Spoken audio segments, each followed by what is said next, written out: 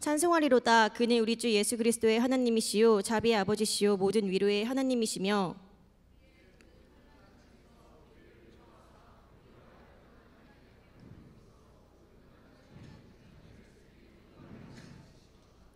그리스도의 고난이 우리에게 넘친 것 같이 우리가 받는 위로도 그리스도로 말미암아 넘치는도다.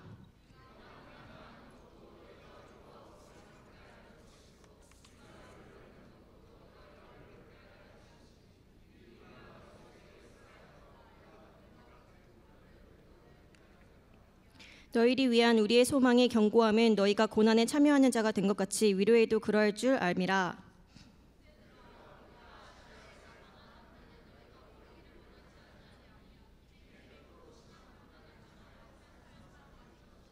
우리는 우리 자신이 사형 선고를 받은 줄 알았으니 이는 우리로 자기를 의지하지 말고 오직 죽은 자를 다시 살리시는 하나님만 의지하게 하심이라.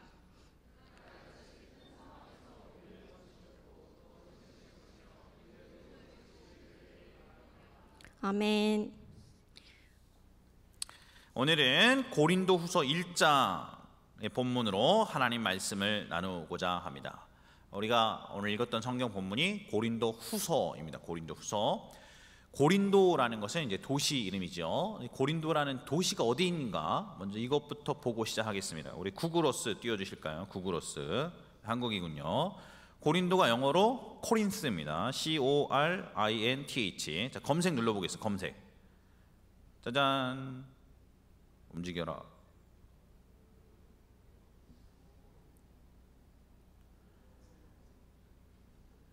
자, 여기가 고린도죠. 우리 그리스, 펠로폰네소스 반도 또는 발칸 반도로 하는 쪽 아래쪽에 있습니다. 우리 그 사진 하나 볼까요? 사진. 고린도 실제 사진이죠. 예. 여러분 고린도 바로 아래가 그 삼배 스파르타하고 고린도 조금 위에가 바로 아테네입니다. 아테네하고 스파르타 사이에 껴 있는데 여기 훈남들이 수영하고 계십니다. 그리스 훈남들이 훌륭한 사람들이죠. 몸 장난 아니죠. 스파르타가 어딘가 보여드리겠습니다. 스파르타 쳐볼까요? 검색에다가 스파르타 SPARATA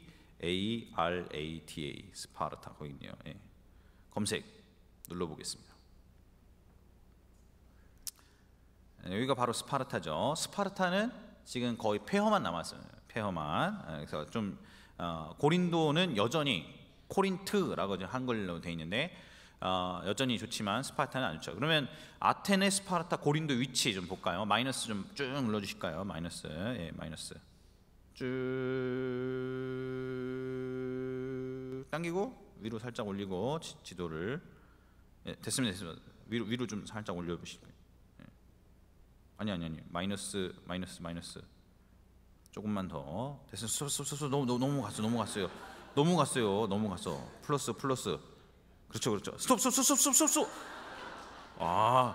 구글어스가 어려워요. 자, 우리 이렇게 보시면 아테네 보이십니까? 아테네? 플러스 좀 거기 있네요. 아테네 보이십니까? 아테네죠. 스파르타는 여기 그 빨간색 있는 데가 스파르타죠. 스파르타. 예, 그렇죠. 조금만 더. 예, 조금만 더. 좋습니다. 좋군요. 자, 거기가 아테네. 스파르타는 거기 빨간 점. 지금 손가락 왔다 갔다 하는 거 보이시죠? 예.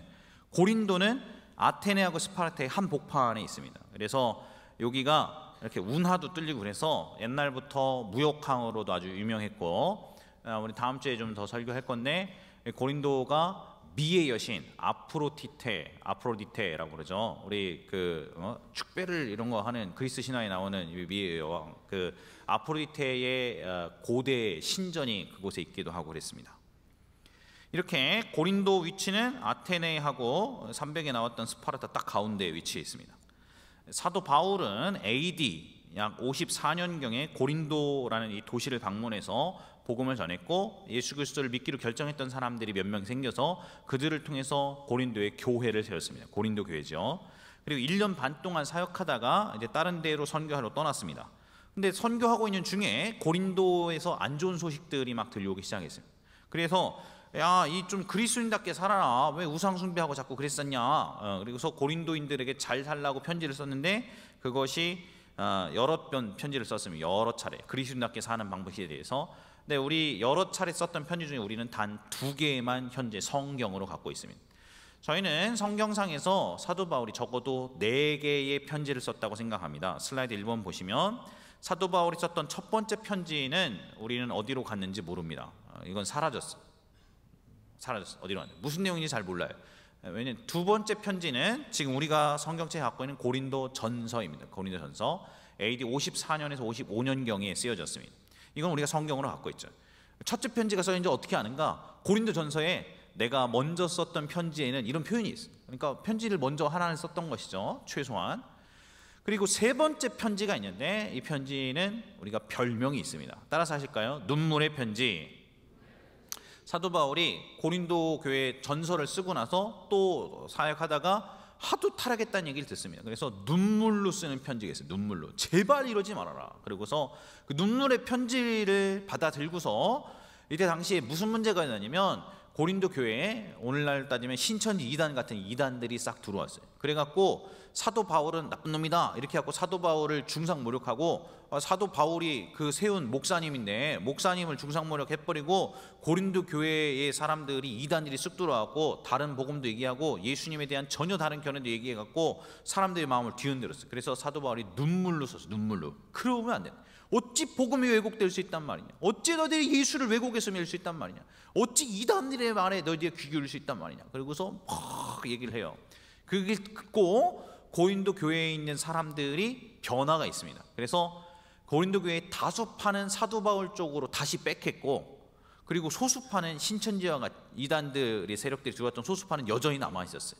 그래서 사도 바울이 그 얘기를 듣고 마지막 4번째 편지를 썼는데 그것이 고린도 후서입니다. 고린도 후서는 이미 사도 바울의 눈물의 편지를 읽고서 변화됐던 메이저리티 다수파의 교인들이 어떻게 신앙생활을 이제 굳건히 잘할 수 있을까에 대해서 다독이고, 또 이 고린도교에 가만히 들어왔던 소수파로서 이단들의 세력들에 대해서는 사도 바울이 어떻게 엄하게 경고하고 그들을 책망하는가에 대한 내용, 이것을 다 담고 있는 것입니다. 이것이 고린도 후서의 내용입니다. 그리고 이 고린도 후서 전체를 여는 배경의 말씀이 오늘 1장 8절과 9절 말씀에 기록되어 있습니다. 8절 9절 말씀 앞에 같이 읽겠습니다. 시작.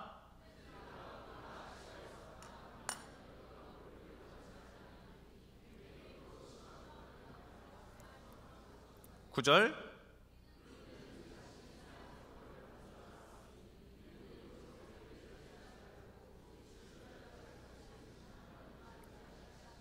여기 보니까 사도 바울이 고린도 후서를 쓸 때는 잘 나갈 때, 승승장구할 때, 평안할 때, 수능 합격했었을 때, 그냥 모든 게 다 잘 나가고 모든 게 다 좋을 때, 그럴 때 쓴 게 아니고 살 소망이 끊어졌을 때, 죽음의 위기에 고난에 닥쳐 있었을 때, 심지어 마음에 사형 선고를 받았다고 생각했었을 때 썼다 그랬습니다.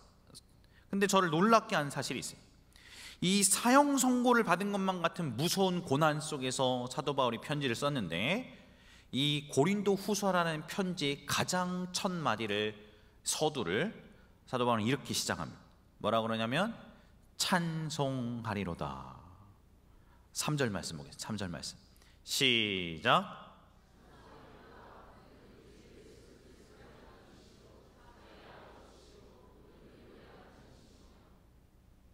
저는 이것이 굉장히 놀랍게 여겨지게 되었습니다. 이게 어떻게 가능할까 말이죠. 죽게 생겼는데 오히려 찬양을 하다니. 2016년의 마지막을 보내면서 저는 지난달에 정말로 저희 마음에 깊은 염려와 고난을 갖게 된 것이 있었습니다. 얼마나 이것 때문에 신경을 많이 썼던지 위험이 생겼어요. 위험이. 그래서 뭐를 아주 부드러운 것만이라도 먹기만 하면 속이 쓰려서 며칠을 죽만 먹고 아무것도 먹지 못하고 보냈을 때가 있었습니다. 이제 아시다시피 이제 청년부 이제 재정 지원 이제 안 하시기로 결정되고, 그리고 이제 자체적으로 독립하고, 이제 선교는 눈앞에 다가오고 선교비 일단 당장 이건 빨리 마련을 해야 되겠고, 이거 어떻게 해야 되나 말이죠. 고민을 엄청 많이 했습니다.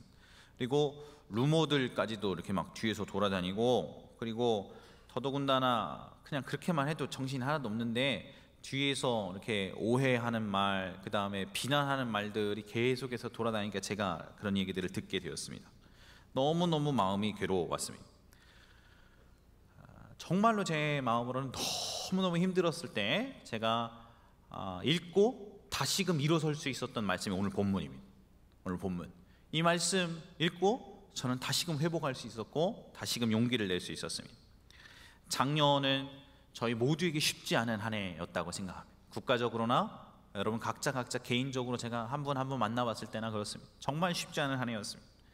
그 가운데 어쩌면 죽을 위기에 있었던 분, 정말 죽고 싶었던 분, 정말 살 소망이 끊어졌던 고난 가운데 계셨던 분 혹시 계십니까? 오늘 그런 분들에게 올해는 하나님의 기적으로 좀 날아오르고 하나님의 은혜로 다시금 역전 있는 그런 은혜가 있기를 예수께서 축복합니다.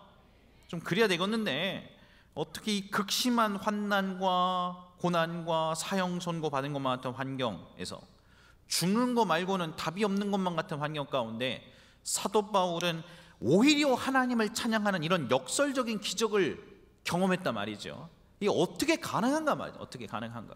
저도 이 말씀을 읽고 묵상하면서 저의 삶의 고난을 이길 수 있었습니다. 오늘 여러분들 가운데 고난 가운데 있는 분이 계시다면 오늘 이 말씀을 통해 여러분의 삶에 다가오는 어려움과 역경을 이기는 비법을 배우시길 원합니다.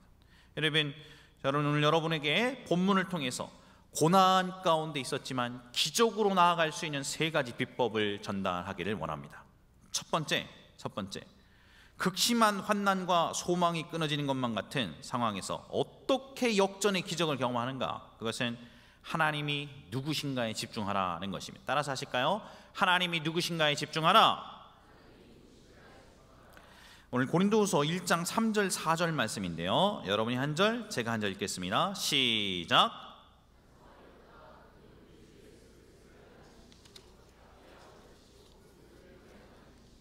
우리의 모든 환난 중에서 우리를 위로하사 우리로 하여금 하나님께 받는 위로로서 모든 환난 중에 있는 자들을 능히 위로하게 하시는 이시로다. 여러분, 여기서 보니까 사도 바울이 하나님을 뭐라고 설명하는가? 하나님은 슬라이드 2번이요, 자비의 아버지이시고 위로의 하나님이시다. The Father of Compassion. 우리를 긍휼히 여기시는 긍휼의 아버지이시다. 그리고 The God of all comfort, 모든 위로의 하나님이시로다 그러셨어요. 여러분, 여러분들이 하나님을 어떻게 알고 믿는가는 치명적으로 중요한 것입니다. 하나님에 대해서 하나님 계시기는 하죠. 목사님 하나님 계시다는 건 부인 안 해요. 근데 하나님은 멀리 계신 하나님이에요. 이렇게 믿는 사람은 여러분의 인생에 사형 선고를 받는 것만 같은 고난의 한복판에 하나님을 경험할 수 없을 것입니다. 그렇게 하나님을 기대하는 사람이 하나님을 경험할 리가 없습니다. 성경은 하나님은 우리를 찾아오시는 분이시고 우리에게 가까이 계신 분이시고 우리가 넘어졌으면 일으켜주시는 분이시고 쓰러졌을 때 우리를 붙들어 주시는 분이 우리 하나님이라고 고백하고 있는 것입니다. 이사야 43장 1절은 이렇게 기록합니다. 야곱아, 너를 창조하신 여호와께서 이제 말씀하시느니라. 이스라엘아, 너를 조성하신 자가 이제 말씀하시니라. 너는 두려워 말라. 내가 너를 구속하였고 내가 너를 지명하여 불렀나니 너는 내 것이라. 내 것이라. 여러분, 여기 한 아이가 있다고 생각해 보겠습니다. 상상을 해보는 것입니다. 근데 이 아이가 이렇게 뒤뚱뒤뚱 아장아장 걸어가다가 확 넘어졌는데 넘어졌대 아버지가 붙들어줬습니다. 그럼 질문입니다. 이 아이가 걸어가고 있는 동안 이 아버지는 길 건너편에 있었겠습니까? 아니면 아이 바로 옆에 있었겠습니까? 넘어질 때 붙들어주는 하나님이다 그러셨어요. 우리 하나님이 내가 쓰러질 때 나를 일으키시는 하나님이시다 그러셨어요.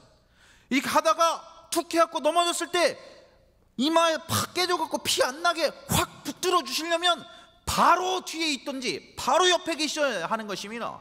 하나님은 그렇게 가까이 계신 하나님이시라는 것이에요. 바로 그뿐 아니라 성경은 하나님이 나를 알고 계신다 그러셨습니다. 나의 앉고 일어섬을 아시고 나의 길을 아시고 말과 생각을 아시고 내 눈물과 내 고통과 외로움과 상처와 나의 슬픔을 아시는 분이, 나의 고난을 이해하시는 분이 하나님이시다. 성경은 그렇게 기록하고 있는 것입니다.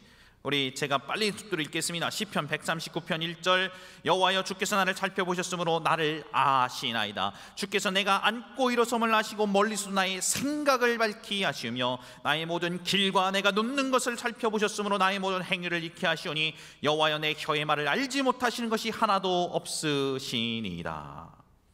그리고 그뿐만 아닙니다. 이 시가 계속되면서 다윗은 뭐라고 그랬는가? 하나님 그분은 나를 떠나지 않는 분이시다 그랬어요. 나를 떠나지 않는 분이시다. 내가 새벽에 날개를 치며 바다 끝에가 거할지라도 주께서는 그곳에 계시나이다 그러셨어요. 너무너무 멋진 표현인데요. 우리 시편 139편 7절부터 10절까지 여러분이 한 절 제가 한 절 읽겠습니다. 시작. 내가 하늘에 올라갈지라도 거기 계시며 스올에 내 자리를 펼지라도 거기 계시니이다.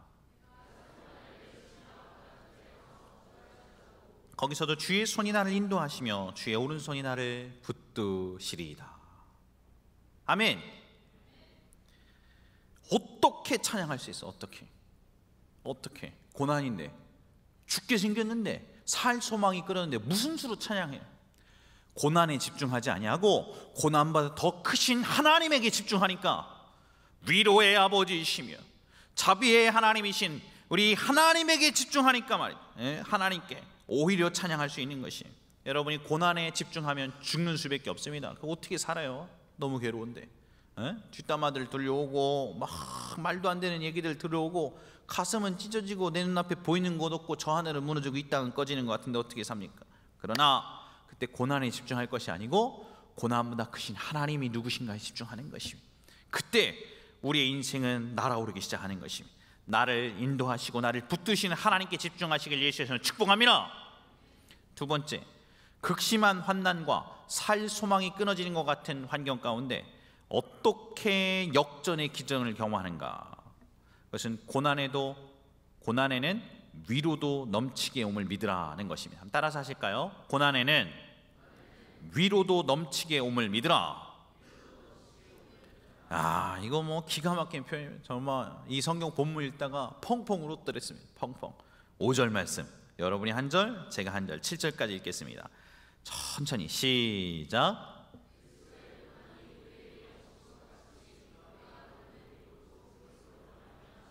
아멘. 우리가 환난당하는 것도 너희가 위로와 구원을 받게 하려는 것이요 우리가 위로를 받는 것도 너희가 위로를 받게 하려는 것이니 이 위로가 너희 속에 역사하여 우리가 받는 것 같은 고난을 너희도 견디게 하느니라. 7절.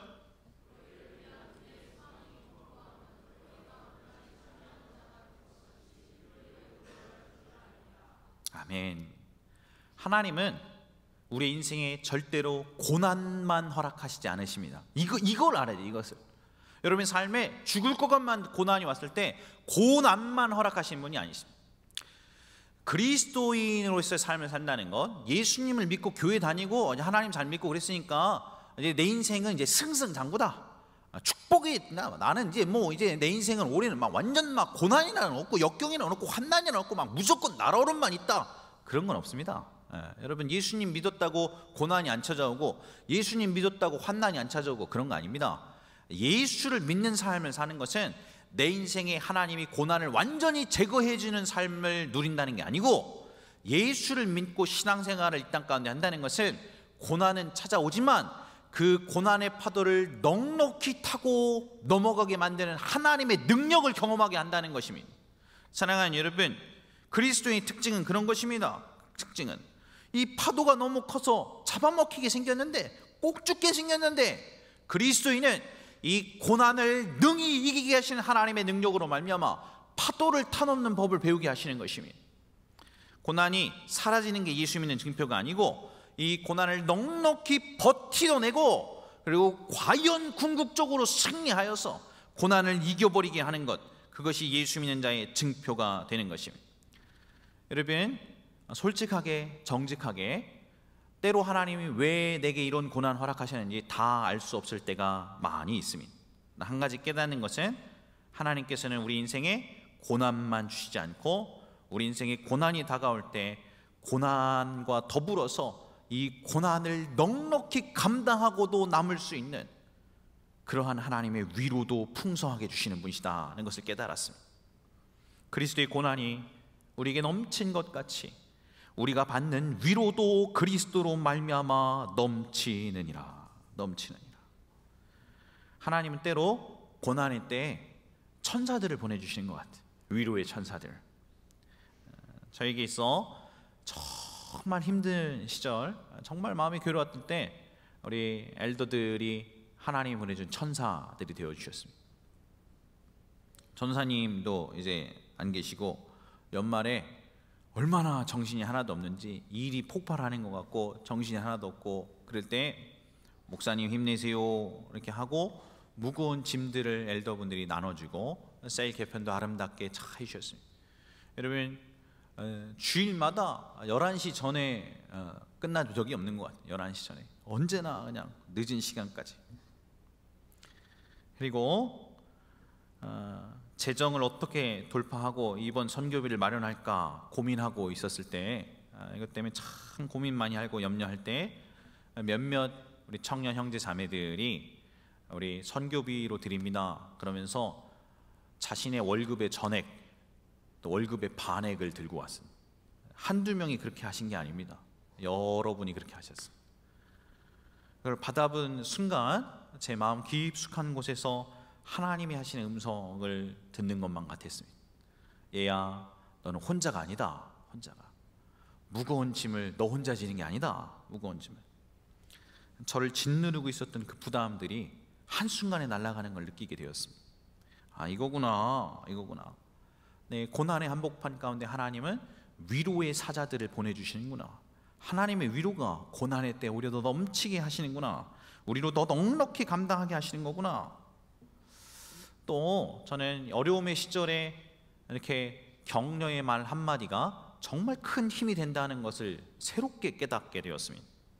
평소는 잘 모르겠는데 이 고난의 한복판에서는 이 격려의 말이 아주 귀한 것입니다. 진짜 이 말 한마디가 사람 죽이기도 하고 살리기도 하는구나. 그런 거 이번에 많이 깨달았습니다. 고린도후서 4장 7절부터는 고난 가운데 오히려 부어주시는 하나님의 위로에 대해서 너무나 아름다운 명문으로 이렇게 설명하고 있습니다. 고린도서 4장 7절부터 11절까지 여러분이 한 절, 제가 한 절 읽겠습니다. 시작.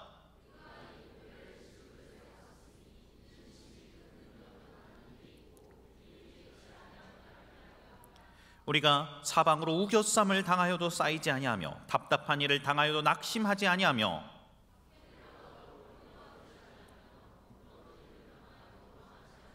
우리가 항상 예수의 죽음을 몸에 짊어지면 예수의 생명이 또한 우리 몸에 나타나게 하려 함이라.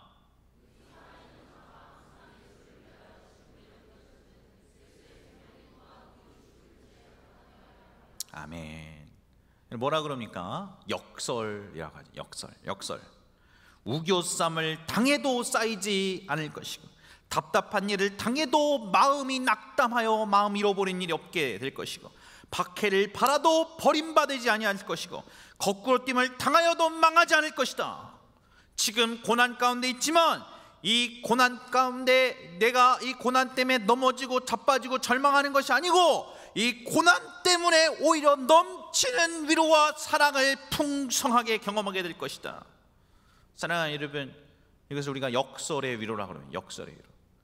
우리가 사방으로 우겨쌈을 당하여도 쌓이지 아니하고 답답한 일을 당하여도 낙심하지 아니하고 박해를 받아도 버림받지 아니하며 거꾸로 뜸을 당하여도 망하지 아니하고 우리가 예수 죽음을 항상 내 몸에 짊어지면 예수의 부활의 생명의 능력도 우리가 짊어지게 하려 함이라. 사랑하는 여러분, 기억하시길 바랍니다. 하나님이 우리 보고 죽으라고 고난의 문만 열어놓으신 것이 아닙니다. 여러분의 인생의 앞날에 고난의 문이 열렸다 그러면 눈을 비비고 자세히 보십시오. 하나님이 여러분에게 고난의 문을 여셨을 때는 반드시 그 옆에 이 고난을 넉넉히 감당하게 하신 위로의 문도 열어두시는 것입니다. 이 사실을 믿으시기를 예수의 이름으로 축복합니다. 마지막 세 번째, 어떻게 극심한 환난과 살 소망이 끊어지는 것만 같은 상황에서 역전의 기적을 경험하는가? 그것은 죽은 자도 살리시는 하나님만 의지하라는 것입니다. 하나님만. 따라서 하실까요? 죽은 자도 살리시는 하나님만 의지하라. 오늘의 핵심입니다. 고린도서 1장 8절 9절 말씀, 여러분이 한 절, 제가 한 절 읽겠습니다. 시작.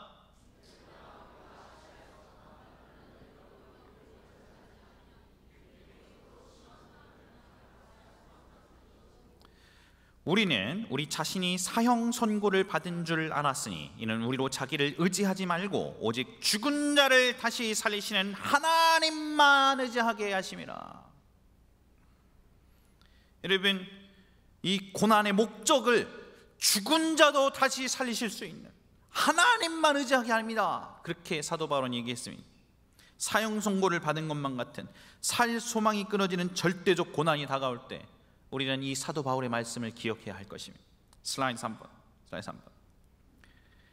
이는 이렇게 고난이 찾아왔던 이유는 But this happens that we might not rely on ourselves but on God who raised the dead.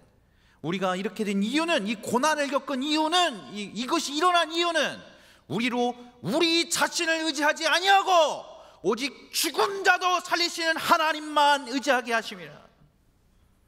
여러분, 진짜로 살 소망이 끊어지고 이거 죽겠다, 진짜 이거 죽어야지 뭐 방법이 없다, 이렇게 생각되실 때가 혹 찾아올 것입니다. 그런 절망적인 고난이 다가올 때 여러분 이것을 기억해 하십시오. 이런 극심한 환난이 다가왔다, 그럴 때는 인간적인 수단 의지하지 말아버리고 그때는 무릎 팍 꿇고 전공법으로 뚫어야 되는 것입니다. 예수 믿는 사람의 전공법이 무엇입니까? 환난의 순간에 무릎 팍 꿇고 하나님 항복 이러는 것이죠. 하나님 항복, 하나님 항복.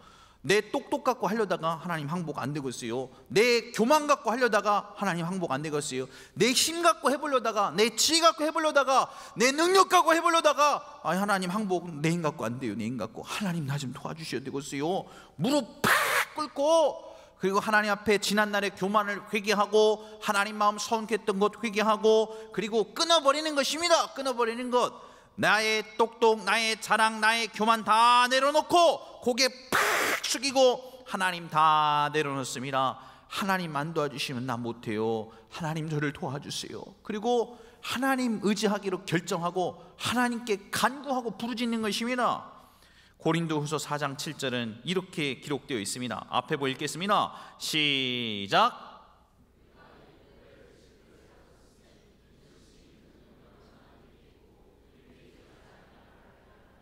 여기 보니까 질그릇이다 그랬어요. 질그릇이 뭡니까? 깨지기 쉬운 유리그릇, 사기그릇 이런 거 아닙니까?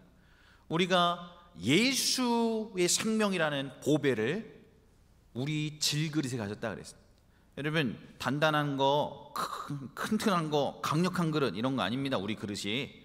제가 제 자신을 보니까 깨지기 쉽고 연약하고 상처받기 쉽고 또 넘어지기 쉬운, 그리고 또 죄의 유혹에 또다시 넘어가기 쉬운 그런 연약한 그릇, 질그릇이라는 걸 깨닫는 것입니다. 외상과 상처가 서로 또 넘어지고 또 넘어지게 만드는 것. 근데 이 질그릇과 같이 연약한 나, 부족한 내 안에 보배로운 예수님의 사랑을 부어주시기로 결정하셨습니다. 그리고 예수님의 사랑이 넘치고 넘쳐서 이는 심히 큰 능력은 하나님께 있고 우리에게 있지 아니함을 알게 하려 함이라 라는 이 말씀을 배우게 하는 것입니다. 사랑하는 여러분, 인생을 이기는 능력이 내게 있지 아니하고 하나님께만 있음을 더 많이 배웠어요. 하나님을 더 많이 경험하게 되었습니다. 그리고 하나님이 부어주시는 능력으로 또 이 고비를 넉넉히 감당하고 넘어갈 수 있었습니다. 사랑하는 여러분의 삶에도 여러분의 고난이 다가오고 살 소망이 끊어졌을 때 죽은 자도 살리시는 하나님만 의지하시기를 예수 그리스도의 이름으로 축복합니다.